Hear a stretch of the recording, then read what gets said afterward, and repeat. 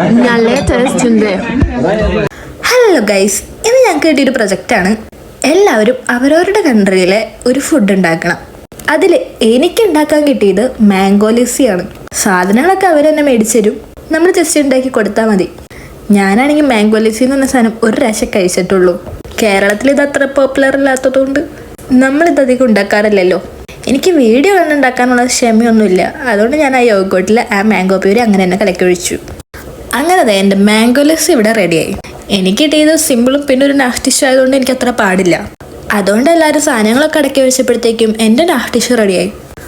അപ്പോൾ വിയറ്റ്നാമീസ് എല്ലാവരും കൂടി അവരുടെ ഒരു ഫുഡ് ഉണ്ടാക്കി. പക്ഷെ അത് കഴിക്കണമെങ്കിൽ ചോപ്പ് സ്റ്റിക്ക് വേണം. ഈ ചോപ്പ് സ്റ്റിക്ക് ആർക്കും പിടിക്കാനറിയാത്തതുകൊണ്ട് അവർ ഞങ്ങൾക്ക് എങ്ങനെ പിടിക്കണ്ടേന്നൊക്കെ കാണിച്ചതായിരുന്നു. അവർക്കൊഴിച്ച് ബാക്കി ആർക്കും പിടിക്കാൻ പറ്റാത്തതുകൊണ്ട് ഞങ്ങൾ പിന്നെ ഫോർക്കും കൊണ്ട് തന്നെ കഴിച്ചു.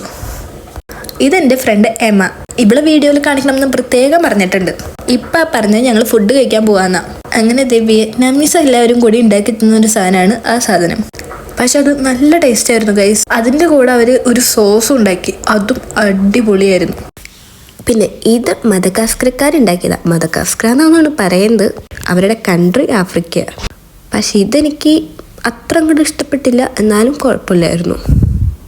പക്ഷെ എല്ലാവർക്കും നമ്മുടെ മാംഗോ ലേസി ഭയങ്കര ഇഷ്ടപ്പെട്ട്. അങ്ങനെ പിന്നെ ഞങ്ങൾ ഫുഡൊക്കെ കഴിച്ച് കഴിഞ്ഞ് ഞങ്ങൾ നേരെ വീട്ടിൽ പോയി. അപ്പം അത്രയേ ഉള്ളൂ. ചിയേഴ്സ്.